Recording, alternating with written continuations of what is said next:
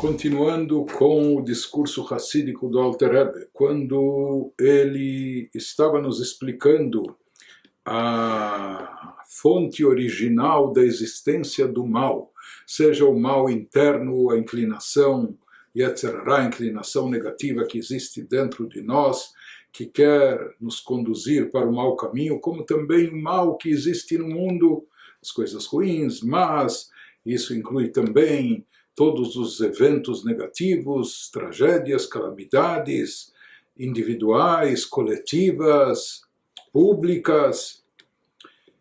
E ele nos explicou, trazendo fontes da Kabbalah, que na fonte, na origem inicial de tudo, uma vez que a fonte de tudo é a essência divina, e Deus na sua essência é bom, e a essência do bem, a essência do ele como bom, a essência do bem é praticar o bem, a natureza, a inclinação do bem é só fazer o bem. Portanto, tudo que vem de Deus é bom. Na fonte, na origem inicial das coisas, tudo lá é bom porque está, e quando está, e porque está conectado com a divindade, portanto é bom. Porém, quando essa luz divina, ou quando essa energia vital divina segue para os planos inferiores, quando ela passa por um processamento de diminuição, de condensação, de ocultação, etc., então isso vai fazendo com que a luz divina, a energia divina, que essencialmente é boa e somente boa, vá se encobrindo, vá se camuflando, vá se ocultando, etc., até chegar nesse plano terrestre onde as coisas se manifestam de uma forma definitivamente má e ruim. Mas ele nos explicou isso que ele estava nos explicando, que na fonte e na origem, por isso a gente não deve perder de vista nunca esse conceito. A gente sempre deve, mesmo nos momentos de amargura, nos momentos de adversidades, a gente deve se remeter à fonte inicial de tudo, sabendo que tudo é proveniente de Deus, e de Deus não saem coisas más e ruins. Portanto, se lembrando que na fonte tudo é bom, então nós também conseguimos neutralizar o mal que existe aqui, nós conseguimos adoçar os rigores e severidades na expressão cabalística. Na realidade, depois o Alter Rebbe foi mais longe ainda e nos falou e nos disse que justamente essas coisas que aqui são as piores, não só que elas aparentam serem más, elas de fato são terrivelmente más, são ruindades, são malvadezas, são coisas más, explicitamente, etc. Na realidade, na sua fonte e origem, elas são não só boas, muito boas, extremamente boas. E o problema, a questão é que se trata de uma bonança, se trata de uma coisa tão forte, uma luz tão intensa, que ela não tem como ser captada e absorvida aqui nesse plano inferior. Na sua forma explícita, como nós dissemos, um foco de luz que é extremamente forte e intenso, ao invés de iluminar, ele pode ofuscar a nossa visão, ele pode até cegar. Portanto, existe um tipo de energia divina, existe um tipo de luz divina que, se chegasse de forma revelada aqui no mundo, o mundo não comportaria, as criaturas não absorveriam. Por isso ela vem, por assim dizer, disfarçada ou camuflada, ela vem diminuída, ocultada, condensada, se expressando aqui, no final das contas, nesse plano terrestre, de uma forma que aos nossos olhos é somente negativa ou é extremamente má. Mas no fundo ele nos diz que na origem inicial de tudo isso é extremamente elevado.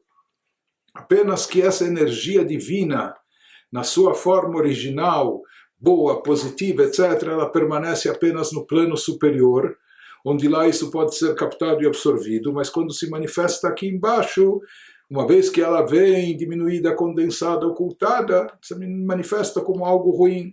E de passagem, ilustrando ou reforçando esse tema, o Alter Rebbe nos trouxe a questão do alimento, ou como o maná, que os judeus comiam no deserto durante 40 anos um pão celestial, um pão que descia dos céus, inclusive, em geral, a bênção que nós fazemos para o pão, antes de comer pão, Baruch atah Hashem, abençoamos a Deus, agradecemos a Deus, que é Motzi Lechem Min Haaretz, que tira o pão da terra, uma vez que o pão é feito com farinha, a farinha vem do trigo, que é colhido da terra, então a bênção para o pão é a Motzi Lechem Min Haaretz. Abençoamos e agradecemos a Deus que tira o pão da terra. Porém, os judeus, quando estavam no deserto, durante os 40 anos, que eles se alimentavam com maná, que era algo sobrenatural, algo celestial, algo divino, algo milagroso, um milagre que eles vivenciavam dia a dia, ou seja, eles viviam, sobreviviam milagrosamente. Lá a sobrevivência ou a alimentação estava diretamente ligada com o divino.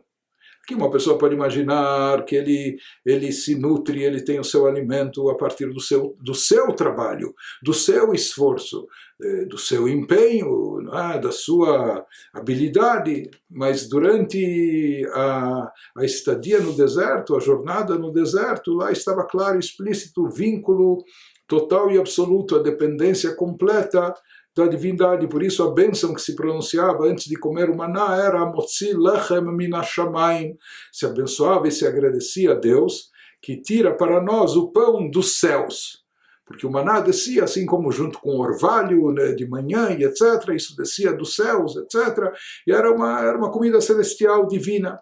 O Zohar chama o maná de Michla Dakik, um alimento refinado. E o que isso significa? Uma vez que o maná era um alimento celestial dos céus, portanto, ele era mais refinado. Em termos, ele alimentava a pessoa fisicamente, tinha os nutrientes físicos que alimentavam o corpo físico, mas ao mesmo tempo ele conservava as suas propriedades espirituais elevadíssimas, não é? Então, o Zohar, inclusive, ele até observa, quando comenta sobre o maná, que o maná vinha dos céus, mas o Zohar fala, afinal de contas, Kol mezonei de bnei alma milei lakatian. Na verdade, quem sabe observar bem as coisas, tem que reconhecer que todo o alimento das pessoas em todas as épocas, aquilo que a gente compra no mercado, com o dinheiro que a gente compra, o que é proveniente do nosso trabalho ou do nosso salário, mas no final das contas, todo o nosso alimento, todo o alimento do ser humano vem de Deus, vem de cima. Então, qual a característica única e específica do maná, que somente sobre o maná se fazia essa bênção, a Motzi Lechem Min Hashamayim, que Deus tira o nosso alimento dos céus? Na verdade, todos os nossos alimentos, né? Seja as frutas, ou as verduras, ou, enfim, a carne animal, tudo vem de Deus. Então, o Zohar diz, de fato, tudo vem de Deus, e tudo deriva dos céus. Porém, o alimento físico aqui no plano terrestre, como a gente conhece, o Mezona Gas Ve'av, diz o Zohar, aqui ele já vem e chega de uma forma grosseira, espessa. Aqui a matéria está em evidência. Então a comida tradicional que nós ingerimos, que nós conhecemos, o Zohar diz que isso é algo mais grosseiro, grotesco. Porém, diferente disso era o maná, que em todas as suas características o maná evidenciava algo abstrato, espiritual, divino, etc. Por mais que ele alimentava o corpo físico, ele nutria o organismo, supria o organismo das suas necessidades, etc. Porém, ele nos diz, era um alimento refinado. Refinado em que sentido? Que a espiritualidade estava presente de forma evidente, explícita nesse alimento que era o maná. Então, explicando isso, se diz que não só que o maná descia dos céus, por isso era Lechem Min Hashamayim, era o pão dos céus, né, que era algo celestial, mas mais do que isso, ou seja, não apenas que ficava claro e patente que se tratava aqui de algo divino, né? A fonte de alimentação era explicitamente divina. Não tinha como se equivocar, se enganar ou interpretar de outra maneira. Mais do que isso, se fala que até o alimento dos próprios anjos, dos seres angelicais, que são criaturas bem mais espiritualizadas do que nós aqui na Terra, seres humanos terrestres, corpóreos, físicos, etc., os anjos também se alimentam desse maná, desse tipo de comida. E aquilo que há de único por trás do maná consiste no quê? Que diferente de todas as outras comidas, todos os outros alimentos do mundo, né, que também são provenientes, derivados de Deus, porque Deus é que dá vida a todas as criaturas, é a centelha divina que dá existência a tudo que existe. Porém, nos alimentos e comidas que nós compramos no supermercado, no açougue, ou encomendamos no restaurante, nós não percebemos e não notamos essa faísca divina, essa espiritualidade por trás do alimento. Por isso os alimentos, eles são mais a textura do bife, né? Eles são mais físicos, materiais e grosseiros em relação à alma, né? Em relação à espiritualidade. Diferente disso era o maná, onde no maná não havia essa parte, não é, do paladar, do gosto, do desejo pela comida, etc., nutria, alimentava e era totalmente aproveitado pelo organismo, mas ao mesmo tempo se percebia que era um alimento divino, refinado. Ele alimentava o corpo físico, mas ao mesmo tempo ele mantinha e conservava suas características espirituais, divinas, elevadas, e por isso era chamado um alimento refinado. Nos diz, essa é a novidade, isso é o que há de único por trás do maná, que descendia dos céus. Em outras palavras, da forma que ele vinha dos céus, aqui ele era consumido na terra. Ou seja, ele conservou e preservou as suas características divinas, espirituais, elevadas, até sagradas, e da forma que era lá em cima, assim chegava aqui embaixo. Tudo isso o Alter Rebbe nos traz para ilustrar que existe esse processamento da energia divina por trás de tudo que chega até o nosso mundo, seja falando das criaturas e seres, como também das ocorrências e acontecimentos. Então existe assim como as coisas são na origem, na fonte inicial, que lá tudo é divino, tudo é bom, bonito, sagrado, elevado.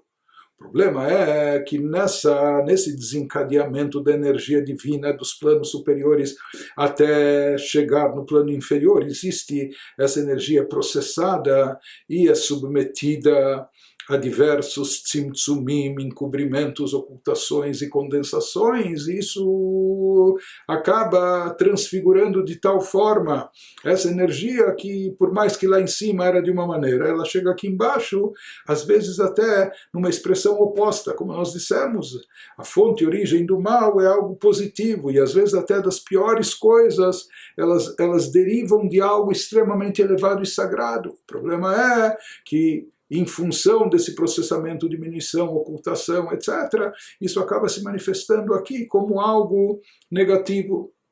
Por isso, a maneira de resgatar e redimir esse lado negativo, ou excluí-lo, ou adoçar e neutralizar os rigores e severidades, é se remetendo à fonte, onde lá tudo é bom e positivo.